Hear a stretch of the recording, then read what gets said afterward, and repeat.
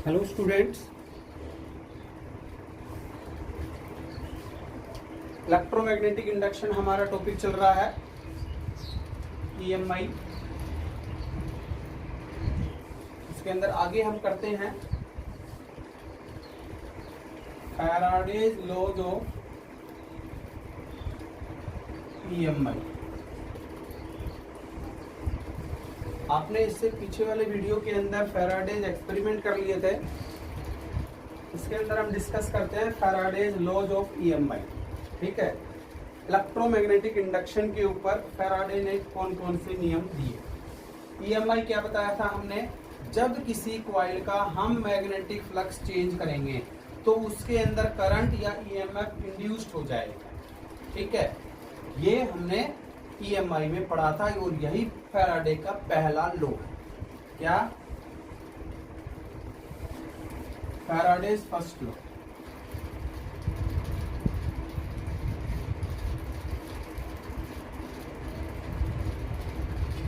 Whenever magnetic flux linked with a coil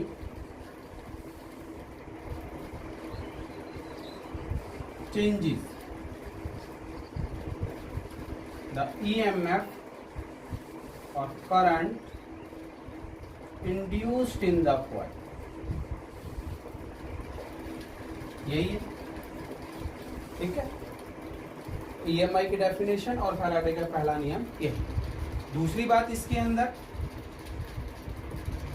और क्या बताया था, ये ईएमएफ इंड्यूस्ड कब तक रहेगी, जब तक चेंज लगातार करते रहोगे। जैसे ये कॉइल ली थी, आपको ध्यान हो, और ये बार मैग्नेट लिया था, इसकी तरफ मूव कराएंगे, इससे दूर लेके जाएंगे, इसकी तरफ लेके आएंगे, इससे दूर लेके जाएंगे, लगातार इसका मूवमेंट रहेगा। ठीक है, लगातार इसका मूवमेंट रहेगा तो रहेगा। मतलब जो अपने घर के अंदर अल्टरनेटिंग करंट आ रहा है ना, एसी जो आ रहा है, पंखे कूलर जो भी है, एसी वगैरह, ठीक है, ये जो हम जो यूज कर रहे हैं, ये सारे इसी की देन है। ये सारे के सारे इंड्यूस्ड करंट की देन है। ठीक है, इससे पहले तो क्या डायरेक्ट करंट था, डीसी था। ठीक है, जिसके अंदर बहुत ज्यादा लॉस हो जाया करता था, तो उससे तो हम इतनी चीजें ये चला ही नहीं सकते। ठीक है, जो आज हम ऐशो आराम की जिंदगी जो जी रहे हैं वो इसी की वजह से। तो इसके अंदर दूसरी बात है, the induced EMF lasts so long. The induced EMF last so long, मतलब कब तक रहेगा, as the magnetic flux linked with coil changes continuously।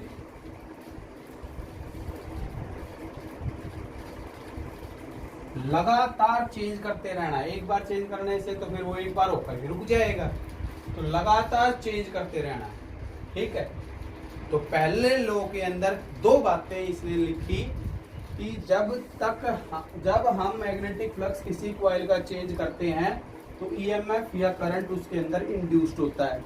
वो ईएमएफ इंड्यूस्ड कब तक रहेगा, जब तक फ्लक्स चेंज होता रहेगा। और यहाँ से एक बात और निकल के आ गई, सेकंड लॉ लिख देंगे। अब यहाँ से हम सेकंड लॉ लिख देंगे, इसको लिख लेना। इसी के अंदर सेकंड लॉ क्या लिख दोगे, इसी का फैराडे के सेकंड लॉ में आप लिखेंगे, the induced EMF of a coil is directly proportional to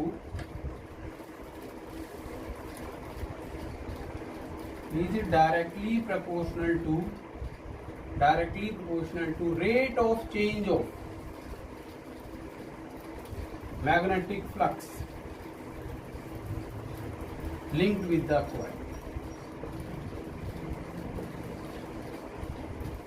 तो इंड्यूस्ड ईएमएफ होगा, क्या बताया, directly proportional to rate of change of magnetic flux, d phi by d t. Phi से लिख रहे हैं, या फाई के नीचे भी लगा दो मैग्नेटिक के लिए।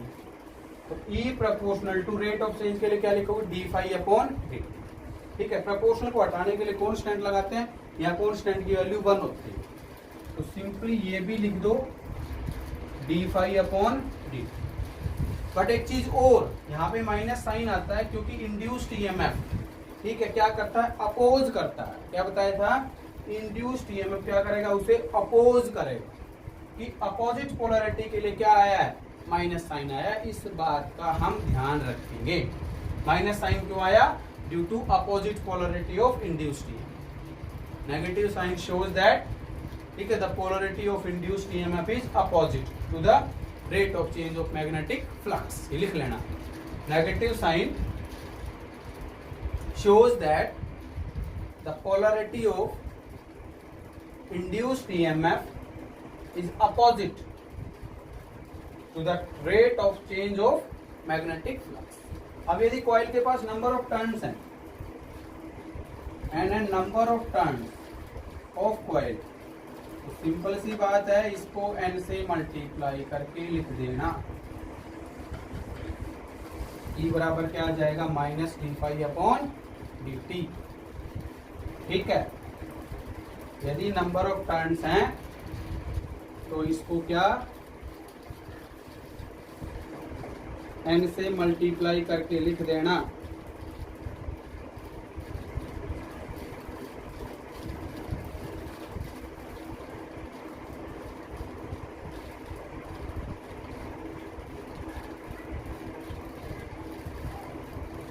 ठीक है,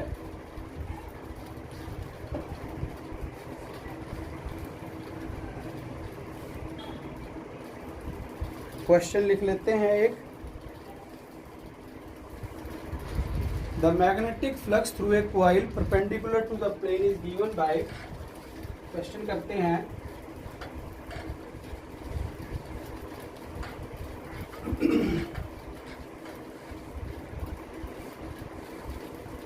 the magnetic flux through a coil perpendicular to the plane is varying as 5t cube plus 4t square plus 2t minus 5 plus 2t minus 5 weber, ये दिया हुआ है। Calculate induced current through the coil at t बराबर 2 second. Calculate induced current through the coil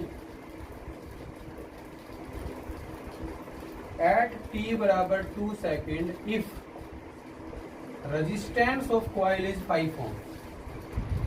if resistance of the coil is 5 ohm. ठीक है, समझ गए, ये निकालना है। ये मैग्नेटिक फ्लक्स टाइम के साथ उसका रिलेशन दिया हुआ है। इंड्यूस्ड करंट निकालना है, तो पहले इंड्यूस्ड ईएमएफ निकाल दो। यहां से क्या होता है, -d∅/dt। ठीक है, माइनस डिफरेंशिएशन आपको आता ही है, 5 as it is. T cube का कितना होगा, 3t square plus 4 as it is. T square का क्या होगा, 2t प्लस 2, टी का 1 माइनस 5 का 0। तो ये आ गया E बराबर -15t square plus 8t plus 2। E बराबर -15 गुणा टी की वैल्यू कितनी, 2 सेकेंड, 2 का स्क्वायर 4 प्लस 8 गुणा 2 प्लस 2 -15 चौकी 60 प्लस 16 प्लस 2। इसको सोल्व कर लो, 60 और 16 76 और 2 78 -78 वोल्ट, या यदि मैग्नीट्यूड लूं तो 78 वोल्ट। मैग्नीट्यूड लोगे तो 78 आ जाएगा। करंट निकाल दो, सिंपल सी बात है, मैग्नीट्यूड ऑफ ईएमएफ बटे रेजिस्टेंस। 78 बटे रेजिस्टेंस कितना है, 5। 5 एकम 5 और 3 और 8 5 7 35 5 6 32 5 5 25 15.6 आएगा, 15.6 एम्पीयर। ठीक है ना। इस तरह से आप ये क्वेश्चन करेंगे। एक क्वेश्चन और ले रहा हूँ।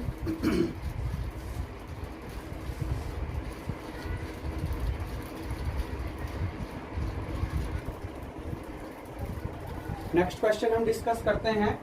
A circular coil of radius 10 centimetre है, 500 टर्न्स है और 2 ओम उसका रेजिस्टेंस है। ठीक है, placed with its plane perpendicular to the horizontal component of earth magnetic field. इस चीज का ध्यान रखेंगे हम बेहद। देखो रेडियस दिया हुआ है 10 सेंटीमीटर, तो एरिया आ जाएगा पाई आर स्क्वायर आ जाएगा। ठीक है, पाई आर स्क्वायर इसका क्या हो जाएगा, एरिया आ जाएगा। और नंबर ऑफ टर्न्स दे रखी हैं 500 और रेजिस्टेंस दे रखा है 2 ओम। ठीक है, placed perpendicular to the horizontal component of earth magnetic field. Earth magnetic field के वो कॉइल जो है वो परपेंडिकुलर रखी हुई है। जैसे ये कॉइल है, ठीक है, तो horizontal component of magnetic field ये हो गया, इस तरह से इसके परपेंडिकुलर रखी हुई। तो इसका एरिया भी तो कहाँ आएगा, इसका एरिया भी तो कहाँ आएगा, इसके परपेंडिकुलर आएगा। एरिया भी कहाँ आएगा, इसके परपेंडिकुलर आएगा। तो दोनों की डायरेक्शन क्या हो गई, सेम हो गई। तो θ1 पहले केस में θ1 कितना है, 0। ये ध्यान रखना, कभी 90 लिख दो, क्योंकि प्लेन उसका परपेंडिकुलर रखा हुआ है। तो area vector perpendicular to the plane ही तो होता है। तो एरिया वेक्टर कहाँ जाएगा, मैग्नेटिक फील्ड की डायरेक्शन के अलोंग चला जाएगा। तो θ1 कितना आएगा, 0। अब उसको रोटेट कर दिया कितना, देखो कितना, इसको घुमा दिया कितना, 180 डिग्री। तो θ2 कितना हो गया, 180 डिग्री। कितने टाइम में, 0.25 सेकंड में। निकालना क्या है, इंड्यूस्ड ईएमएफ निकालना, इंड्यूस्ड करंट निकालना है। Horizontal component of earth magnetic field दिया हुआ। क्या फॉर्मूला इंड्यूस्ड ईएमएफ का, E बराबर -d∅ upon dt, number of turns turn से मल्टीप्लाई कर दो, या क्या लिख दो, -n ∅2 - ∅1 अपॉन t2 - t1। तो t2 की वैल्यू t लिख लो, t1 इनिशियल टाइम कितना है, 0। तो t - 0 क्या हो गया, t हो गया। अब फाई की वैल्यू क्या होती है, फाई होता है BA cos थीटा। क्या होता है, BA cos थीटा। तो यहां से क्या आ जाएगा, -n BA cos theta 2 -BA cos theta 1, क्योंकि B और A तो चेंज हो नहीं रहे, तो सेम लिख दिया, B2 A2 B1 A1। θ1 और θ2 चेंज हो रहे थे, वो मैंने लिख दिए, डिवाइडेड बाई t। अब सारी वैल्यूज हैं आपके पास, बताओ नहीं है क्या, सारी वैल्यूज हैं आपके पास, पुट कर दोगे आंसर आ जाएगा। मैग्नेटिक फील्ड हॉरिजॉन्टल कंपो B और A तो यहाँ से बाहर ही ले लो।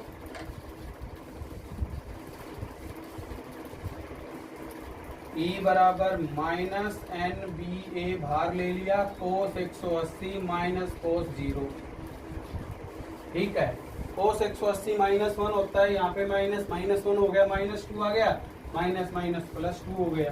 तो 2nBA डिवाइडेड बाई t। अब सोल्व कर लेना इसको, 2 इंटू नंबर ऑफ टर्न्स 500, 3 गुणा 10 की पावर -5, देख लेना, 3 इंटू 10⁻² कितनी है, -5। और एरिया है पाई आर स्क्वायर, तो पाई की वैल्यू 3.14, आर है 0.1 मीटर में करेंगे तो 0.1 का स्क्वायर 0.01, तो 10 की पावर -2, और बटे में टाइम कितना, 0.25। ठीक है, 0.25। इसको ऐसे लिख लो, 25 गुणा 10 की पावर माइनस, लिख सकते हो 10 की पावर -2 से -2 काट दो, 25 दूनी 50, 20 पे कट गया, इतना आ गया, 3 दूनी 6, 6 दूनी 12, 12 से इसको मल्टीप्लाई कर दो, 12 चौक 48, 12 एकम 12, 4 16, 12 तिया 36 और 1 37, 2 के बाद डेसिमल गुणा 10 की पावर -5, एक घट गई तो -4, 3.768 गुणा 10 की पावर -3 वोल्ट। ठीक है, रोटेशन के ऊपर है। रोटेशन से फ्लक्स क्या हो गया, चेंज हो गया। मैंने क्या कहा था, फ्लक्स मैग्नेटिक फील्ड चेंज करोगे तो भी हो जाएगा, एरिया चेंज करोगे तब भी, और एंगल चेंज करोगे तब भी। तो यहाँ एंगल से चेंज होगा, ठीक है। तो करंट आ गया हमारा E/R 3.768 गुणा 10⁻³ बटे में रेजिस्टेंस है कितना, 2, ठीक है। तो 1.5 तो एकदम 2, 1 6 8 दूनी 16, 8 दूनी 16, 2 ये करंट, ठीक है। तो इस तरह से आप इंड्यूस्ड ईएमएफ के, इंड्यूस्ड करंट के क्वेश्चन आप करेंगे, ठीक है। ये फैराडे लॉ था। अब क्या बताया था कि फैराडे ने डायरेक्शन नहीं दी थी करंट की या ईएमएफ की, वो किसने दी थी, लेंज ने। और बेहद इंपॉर्टेंट लॉ है लेंजिस लॉ, लेंज लॉ। ये डायरेक्शन बताएगा, हालांकि इसके अंदर कोई फॉर्मूला वगैरह नहीं है, केवल डायरेक्शन के लिए है, ठीक है। तो it states that the polarity of induced EMF या induced current in a coil is such that it opposes the change. It opposes the change. ठीक है। It opposes the change in magnetic flux responsible for its production. Responsible for its production. ये इसका मतलब क्या हुआ, सुनो।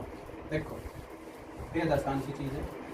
Old age home आप सभी जानते हैं, या क्या बोलते हैं इनको, वृद्धाश्रम। कौन रहते हैं इसके अंदर, आप कहोगे सर बूढ़े वगैरह रहते हैं, ठीक है। अब बूढ़े लोग क्यों गए वहां पे, बूढ़े लोग क्यों गए वहां पे, इसके अपनी तरफ तो खैर नहीं है, पर बड़े बड़े शहरों के अंदर है, हो सकता है जानते भी होंगे। इसके बेटे ने बूढ़े लोगों को, मतलब ये बूढ़े लोग इसके क्या हैं, बाप, इस बेटे, इस बाप को ही इन्होंने छोड़ा। किसने, बेटे ने। बेटे को पैदा किसने किया, बाप ने। और बाप को ही वो कहाँ छोड़ के आ रहा है, वृद्धाश्रम। मतलब ये जो बेटा है, ठीक है, जिसको बाप ने पैदा किया, उसी को अपोज कर रहा है, उसी को क्या कर रहा है, अपोज कर रहा है, ठीक है। क्या कर रहा है, अपोज कर रहा है। मतलब ये बेटा कौन हो गया, ईएमएफ। बाप कौन हो गया, चेंज इन मैग्नेटिक फ्लक्स। और उसी को क्या करेगा, अपोज करेगा। क्या करेगा, अपोज करेगा। ये लेंज, ठीक है। जो इसको पैदा कर रहा है उसी को क्या कर रहा है, अपोज कर रहा है, ठीक है। कैसे, एक्सपेरिमेंटल वेरिफिकेशन क्या है इसका, experimental verification of, experimental verification of Lenz's law. Experimental verification of Lenz's law. ये कॉइल है, ये नॉर्थ पोल है, ये साउथ पोल है, ये इसकी तरफ आ रहा है। जब नॉर्थ पोल बार मैग्नेट का मूव कर रहा है किधर, किसी भी कॉइल की तरफ, अपोज, नॉर्थ को अपोज कौन करेगा बताओ, अपोज का मतलब रिपेल है। नॉर्थ को रिपेल कौन करेगा,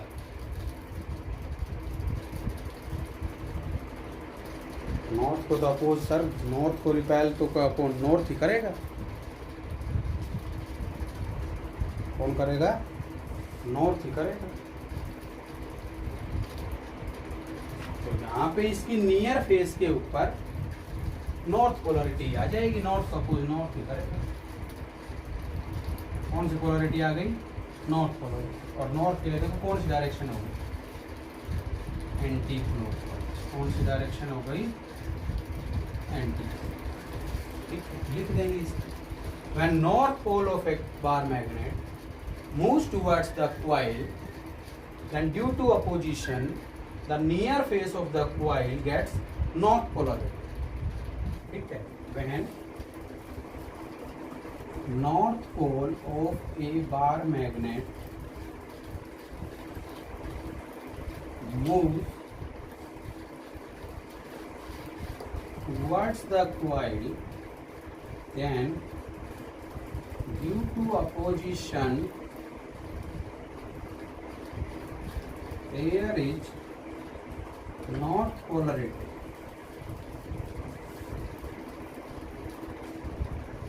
at near face of coil. So the direction of induced current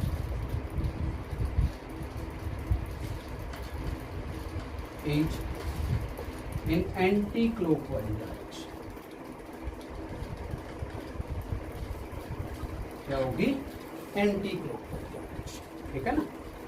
ये इसका एक्सपेरिमेंटल वेरिफिकेशन है। क्या है? एक्सपेरिमेंटल वेरिफिकेशन है लेंस में। 1 नंबर का क्वेश्चन जो है इस पे 100% आता है। ठीक है, बाकी 2 का भी आ सकता है, 3 नंबर का भी आ सकता है बोर्ड एग्जाम के अंदर। कंपटीशन में जैसे डायरेक्शन वैसे पूछ लेगा एक डायग्राम देख करके कि भाई, या 2 डायग्राम देते हैं आपको, करंट की डायरेक्शन, इंड्यूस्ड करंट की डायरेक्शन किस तरफ होगी। ठीक है, तो कुछ केसेस और कर लेते हैं हम इसके। ये आप लिख लेंगे यहाँ तक आप ये लिख लेंगे। वैसे कुछ एक पार्ट और कर लेते हैं इसी के। एक पार्ट तो हो गया। अब यदि नॉर्थ पोल इससे दूर जाएगा, ये कॉइल है, ये नॉर्थ पोल है, ये साउथ पोल है, ये इससे दूर जाएगा। दूर जाएगा तो ये क्या करेगा? अट्रैक्शन को अपोज करेगा। तो यहाँ पे नियर फेस पे कौन सी आएगी? South polarity. तो कौन सी डायरेक्शन हो जाएगी? क्लॉकवाइज। अब यदि साउथ पोलरिटी इसकी तरफ आएगी, बार मैग्नेट का साउथ पोल इसकी तरफ आएगा, तो अगेन साउथ को अपोज कौन करेगा? साउथ ही करेगा। अगेन डायरेक्शन क्या हो जाएगी? क्लॉकवाइज। साउथ पोल यदि इससे दूर जाएगा,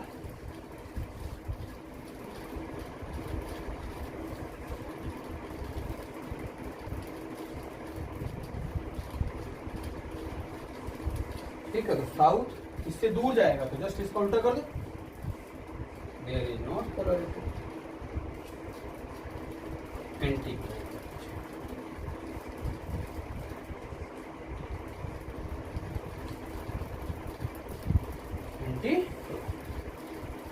ये इसके कुछ एग्जाम्पल्स थे। और भी क्वेश्चन कैसे आ सकता है वो समझो। मान लो आपसे ये पूछ ले कि ये एक वायर है, स्ट्रेट वायर है, यहाँ पे कॉइल रखी हुई है, इसके अंदर करंट इंक्रीज कर रहा है। करंट क्या कर रहा है? इंक्रीज कर रहा है।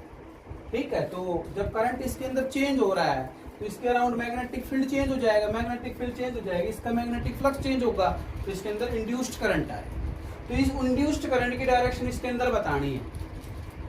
जैसे हमने फैराडे का थर्ड एक्सपेरिमेंट किया था ना, आपको ध्यान हो, जब करंट हमने चेंज किया था तो फील्ड चेंज हो गया था, उसका कॉइल का दूसरी का फ्लक्स चेंज हो गया था। फ्लक्स चेंज हो गया था तो उसके अंदर इंड्यूस्ड करंट या ईएमएफ इंड्यूस्ड हो गई थी। तो इसके अंदर इंड्यूस्ड करंट डायरेक्शन बताओ।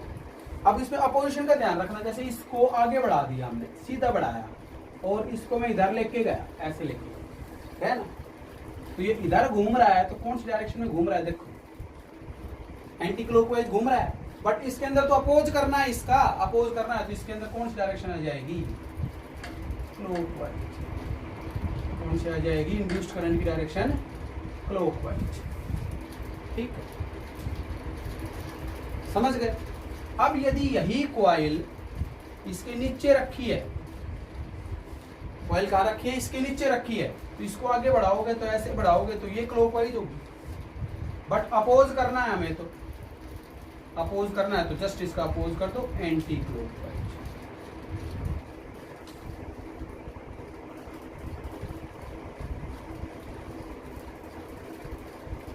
एंटी ऐसे।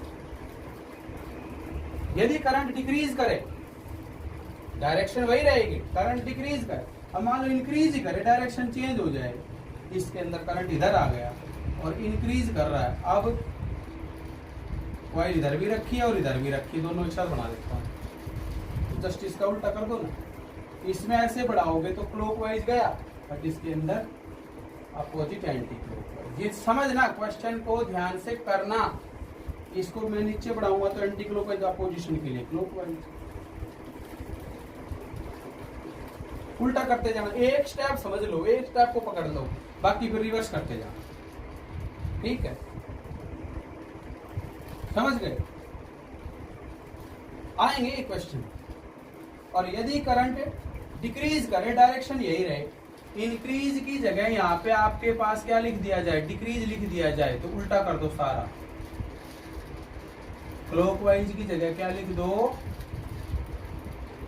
Anti clockwise. क्या लिख दो, एंटी क्लॉकवाइज। डायरेक्शन वही है लेकिन डिक्रीज कर रहा है, और डायरेक्शन वही है, क्या करे, डिक्रीज करे, तो इसको उल्टा कर दो, क्लॉकवाइज।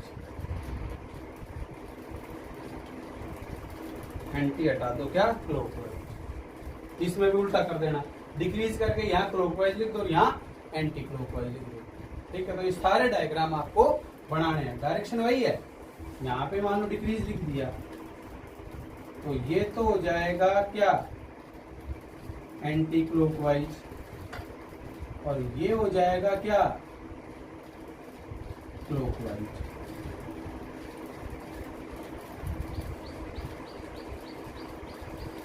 ठीक है, ऐसे। ये लेंजिस लॉ और उसका experimental verification.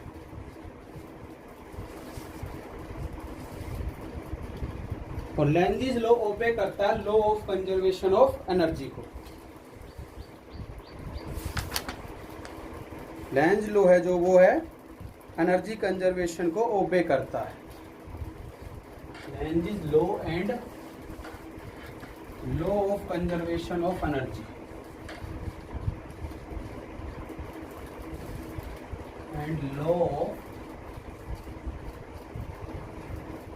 Conservation of energy.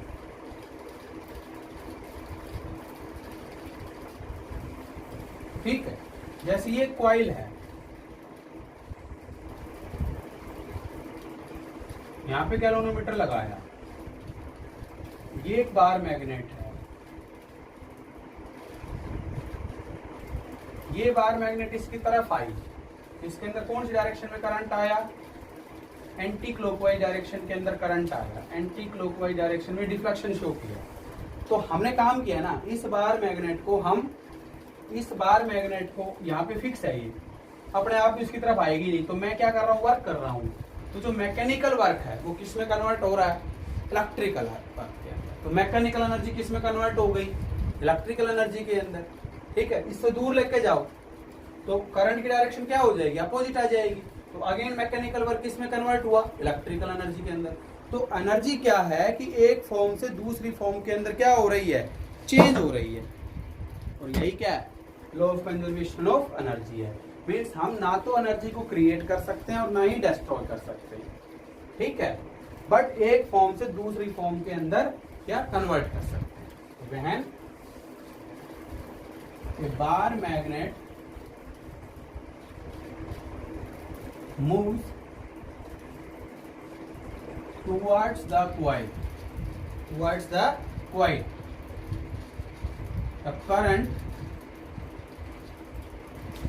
induced in the coil, यही है। So the mechanical work या mechanical energy converts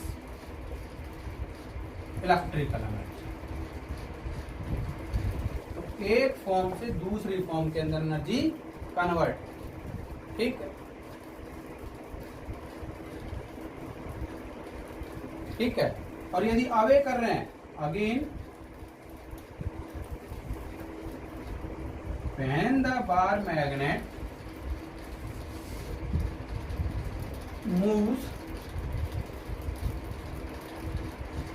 away from the coil,